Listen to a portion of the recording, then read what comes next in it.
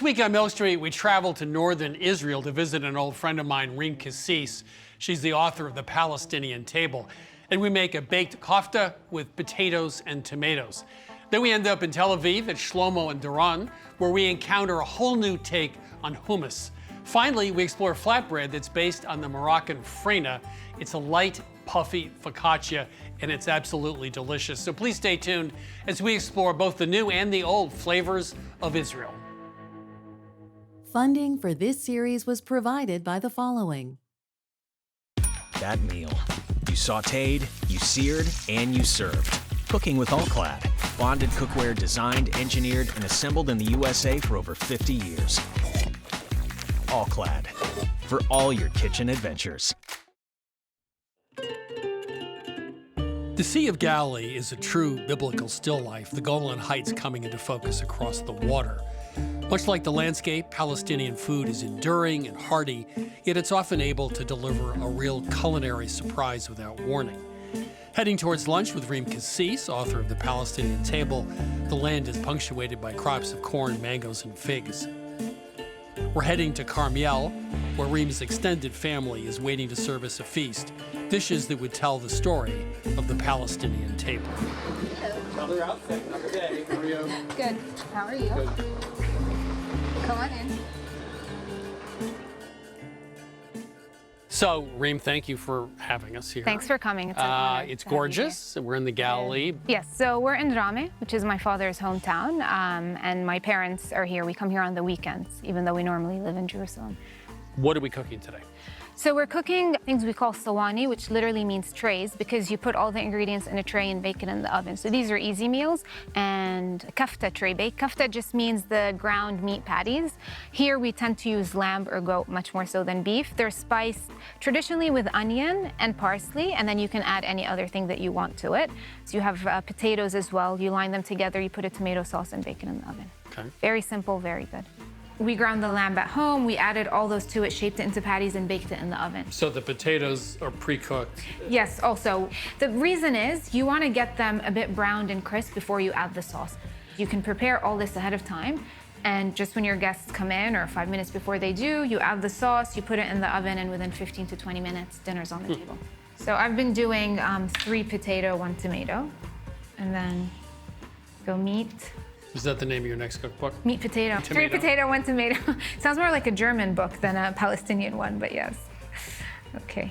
This is always the hard part of any. Yes, getting it It's like to putting fit apples on a tart. And I'm always wondering, like, is it gonna fit it exactly? Am I gonna be missing one or the other? But I think we're gonna be okay. And then we'll garnish it with some green chilies. This is purely optional. So is this something you just made up, or is this based on something No, this is traditional? a very traditional dish. Everybody makes it. Obviously, every family has their own way of doing it. It's called kafta bandora, which means kafta in tomato sauce.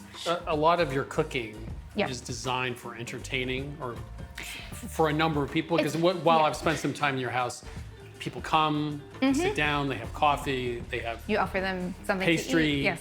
So a lot of this is really being able to cook for a crowd or for anybody who comes over, right? Yeah, so it's not for entertaining per se, it's just we make dishes that are more family style. So it's never one piece of something that is exactly to fit the family. You always have extra so that if someone walks in, because traditionally, you lived in towns and people walked in and out, it wasn't arranged, and you always wanted to make sure you had something to offer. So if you did the Palestinian cooking for 2 cookbook, that just wouldn't sell very well. No. Nobody would buy that book. I mean, it's hard. A lot of our dishes are hard to make for 2. How are you gonna make maqloubeh for 2? Right. So now tomato sauce goes on it? Or? Yes. And now I'm just going to put it in the oven for about 20 minutes, 30 minutes. You just wanna get the sauce bubbling, because everything is cooked. You just wanna warm it through and get the tomato a little bit richer and deeper in flavor. You can sit down and enjoy your guests. Yes. And your wine.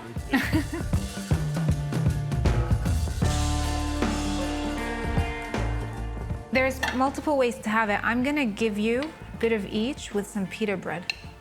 And that's how I love to eat it. Some people serve it with rice. Why don't you start and tell me what you think? We use bread almost the same way you would use a spoon. Sometimes kofta can be a little tough. Right. This is very tender. Delicious. Thank you. صحتين.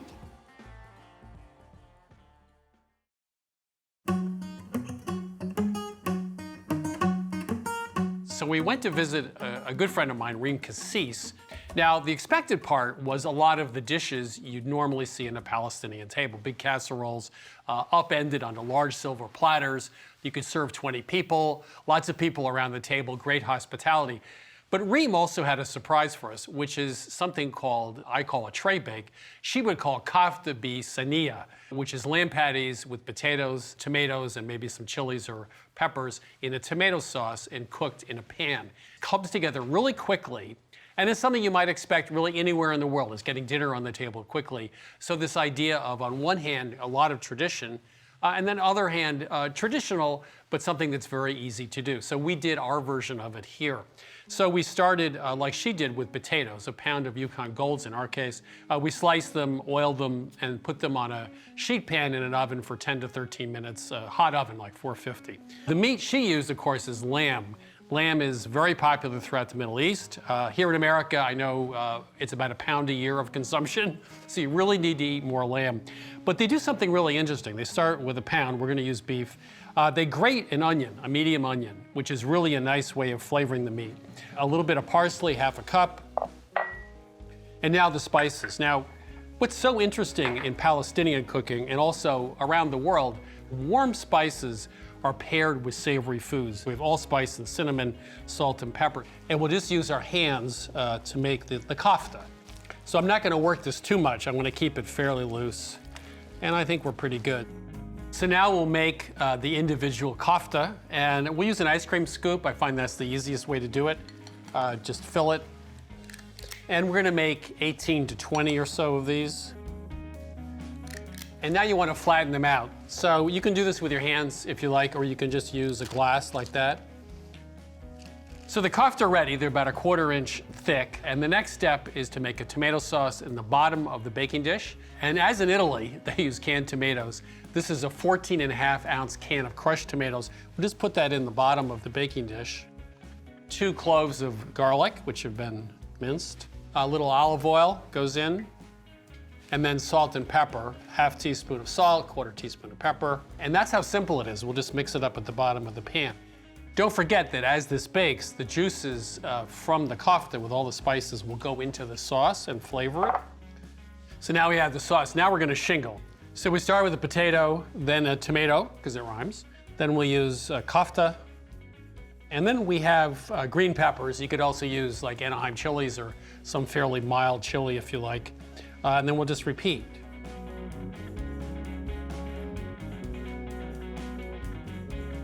Now we're going to drizzle with a little bit of olive oil on top. As in Italian cooking, a little olive oil does not hurt. By the way, some of the best olive oil in the world is from the Middle East. And then we'll finish with a little bit of black pepper as well. So we're almost done. This goes into a 450 oven for about 30 minutes or so. The potatoes are pre-cooked. Obviously the kafta are not. But in that time, everything's gonna get cooked. And all those juices will come down into the sauce to make a great sauce as well. So our baked kafta is cooled now. It's out of the oven for about 10 minutes. And we'll make a little plate here. You know, actually, if you were at a Palestinian table, you would never get a plate like this. You get a much bigger plate with a lot more food. You know, even like a dish like this, which is very simple, a simple supper, it's for a lot of people. So it's always about hospitality. So Reem, thank you so much. Thanks for your hospitality. And thanks for this recipe, baked kafta with potatoes and tomatoes.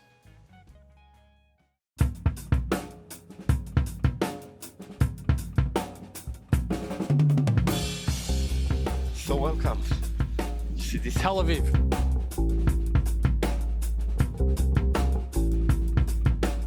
We're gonna see a bit of course, the market stall and the seasonal fruit and vegetable and all other ingredients, but also lots of street food. Good. I mean, people do go today to the market to actually grab something, to eat, to drink, and not only to buy their home ingredients.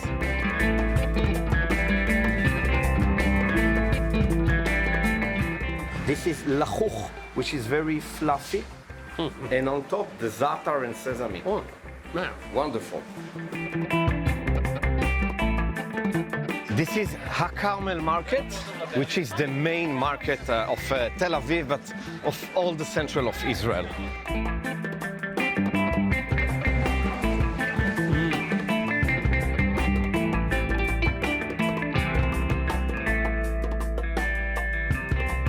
There are lots of places, Mediterranean, Turkish cuisine, Greek cuisine, Israeli, Arab, you name it. Yeah, I'm hungry. We haven't eaten in half an hour. At least. Yeah, let's go. Let's go.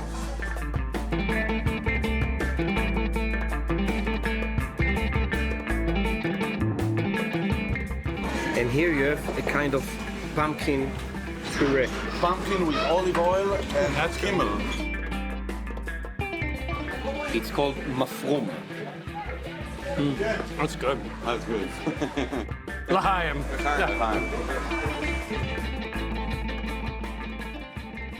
We're going to Hummus, Shlomo and Doron to meet Elad.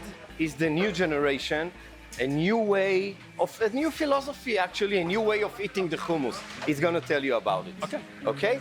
Please. Elad! Hey.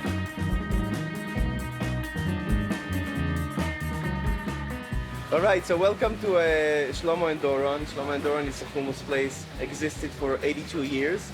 I'm the fourth generation here. For 2 generations, what was served here is only a bowl of fava bean stew with zucchini, with a hard-boiled egg, with a little bit of lemon, a bit of spices and parsley. This was the dish that was served here for 2 generations until my father came into the business, and he was the first one to make hummus here. And what I'm doing is trying to make it a little bit more funky.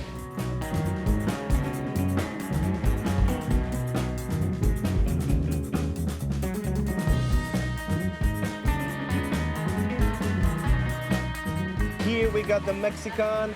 It's hummus with a mash of frijoles, which is Mexican black beans and fava beans, chopped jalapeno pepper, pico de gallo, and on top we have also nacho flakes, which gives the crunchiness. Does anyone ever say you can't do hummus Mexican style? For 2 years, people were laughing at my face when I said we have a special dish with hummus. I think it's great.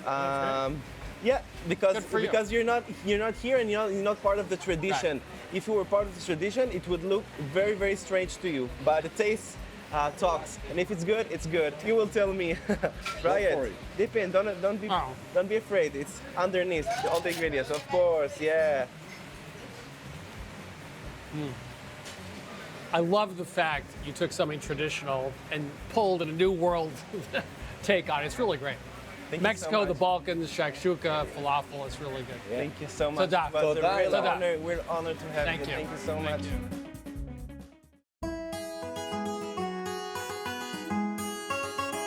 A lot of people in the food world think recipes are works of art. You know, you hang them on the wall, they're never changing. Well, it turns out the exact opposite is true if you learn a little bit about the history of food. Recipes change all the time because of immigration, lots of other reasons. And this is a recipe that takes a classic and makes it really exciting. So we're gonna start, of course, with chickpeas, 3 cans of chickpeas. We've cooked them for about 20 minutes in 2 cups of reserved liquid from the cans, 3 cups of water, some baking soda, and a little salt. And they're done when they're nice and soft. So we're gonna make a Mexican hummus, or a Mexican style hummus. And of course, we need black beans. So we have a can of black beans, a 14.5-ounce can. We're gonna put in 2 tablespoons reserved liquid from that can. We're gonna put in 2 tablespoons of lime juice. Then we have a Chipotle chili from the cans with 2 teaspoons of the reserved adobo sauce, has a little bit of vinegar in it. And of course, a tablespoon of cumin and a little bit of salt and pepper. And then we'll process. Throw in a 1/4 cup of fresh cilantro.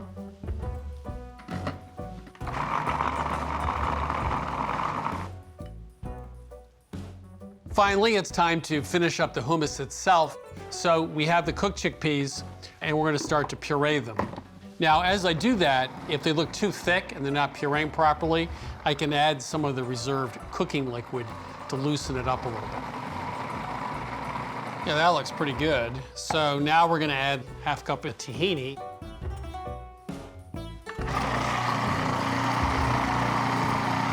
And finally, we're gonna add a 1/4 cup of lime juice.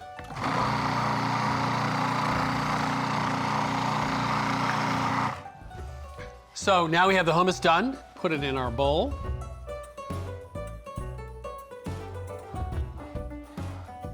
And now we're gonna take the black beans, and that's the next layer.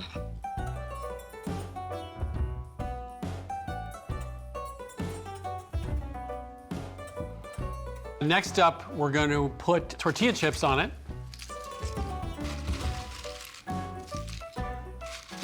And now a little pico de gallo. So we have some plum tomatoes that have been chopped up, half a red onion that's been diced, a little bit of lime juice again, of course, jalapeno, and salt.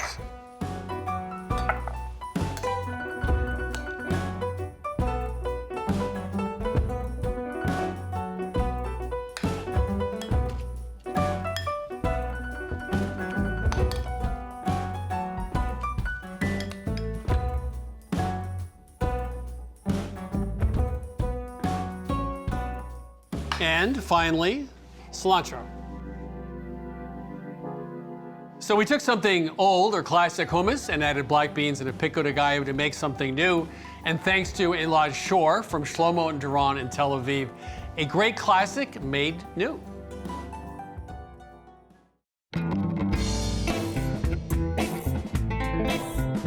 So sometimes when we travel for Milk Street, we head out looking for something really specific, and sometimes we find something we weren't even looking for, like these yeasted flatbreads with Za'atar Oil, which we found in Israel. It's a really interesting bread we had never seen before. The interior is almost like an Italian ciabatta bread, really light and airy, but the outside is more like a flatbread, so it has a soft and tender crust. So to get that really unique texture, the dough needs to go through a series of rises. Now that's going to take a little bit of time, but don't worry, it's mostly hands-off time. Making the dough and shaping the flatbreads is really quite easy. I've got 4 cups of bread flour in the mixer with the dough hook attached already, and I'm going to add a tablespoon of sugar and 2 teaspoons of instant yeast. And I'm just going to mix this together just to get that stuff distributed.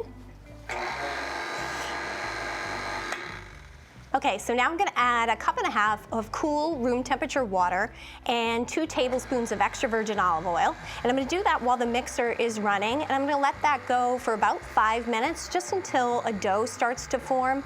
It should pull away from the sides.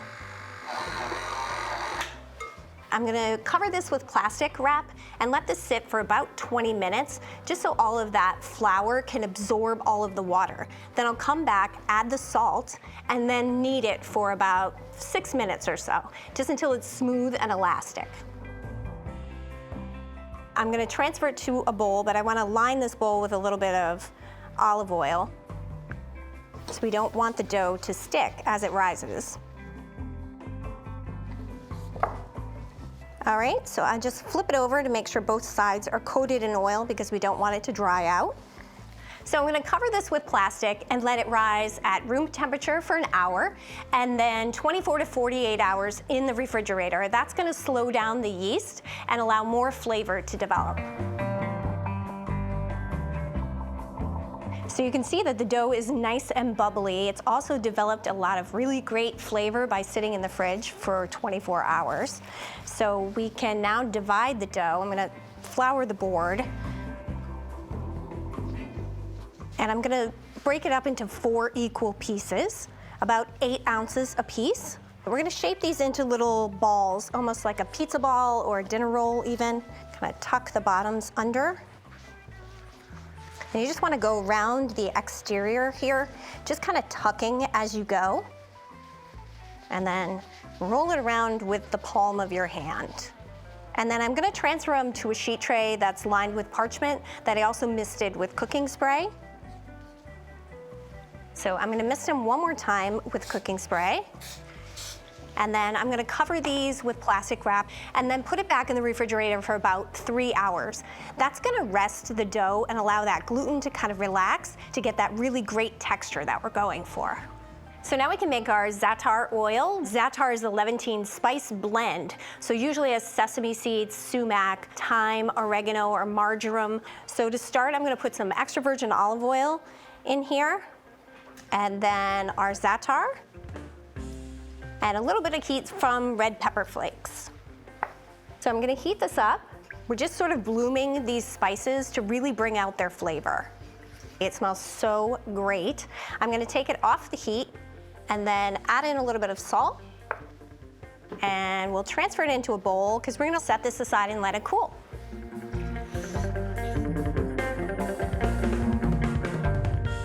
So the dough has been in the fridge for 3 hours. I just took it out. Now is a good time to remember to preheat your oven. So we're using a baking steel, or you could use a baking stone to bake these flatbreads. So you want to put that in the oven on the middle rack and heat the oven to 500 degrees. You want to make sure you do that an hour before you bake them. Flour this a little bit. And now we can flatten them into flatbreads. And you want to do that by using your fingertips. We want to dimple this a little bit because we don't want it to puff up too much when we rise it. And you want these to be about the size of a pita and about 1/2 inch thick. So we'll mist it one more time with cooking spray. So I'm going to recover these with plastic and let them rise one last time for an hour at room temperature, and then we can finally bake these and, more importantly, eat them. Look at them, they're nice and puffy. Now we're gonna use a pizza peel to get these into the oven. And whenever you use a pizza peel, whether you're making pizza or flatbreads, you really wanna coat it with semolina flour. That will help it slide off and will keep it from sticking. So you wanna be really gentle when you pick these up and place them on the pizza peel. We've really built up a lot of air inside here, and it'd be a real shame to knock all of that air out right before we're gonna bake them. So I'm just gonna place it right at the edge of the pizza peel so it can go in really easily, and we'll place these so that they're not touching each other. Give it a little shake, make sure it's not gonna stick, and we can pop them in the oven. So I'm having a hard time containing myself from breaking into these right now. They smell so good. I baked them for about 8 minutes. You just want them puffed and golden brown. So now it's time to brush them with the Za'atar oil. And this does a great job of kind of softening up the crust. The smell in here is driving me nuts. It's the fresh baked bread with the spiced oil. They're at the same time a flatbread as they are almost a boule. So I managed to keep myself from tearing into these when they were piping hot, but luckily they're still warm. I mean, look at the inside of that. It's so light and fluffy. The outside is really nice and soft. It's not crunchy like an artisan bread might be. So these are yeasted flatbreads with Za'atar oil. We found them at Magdalena restaurant in Israel. And if you'd like this recipe or any of our recipes from this season of Milk Street, you can go to our website, milkstreettv.com. Funding for this series was provided by the following. That meal. You sautéed, you seared, and you served. Cooking with All-Clad. Bonded cookware designed, engineered, and assembled in the USA for over 50 years. All-Clad. For all your kitchen adventures.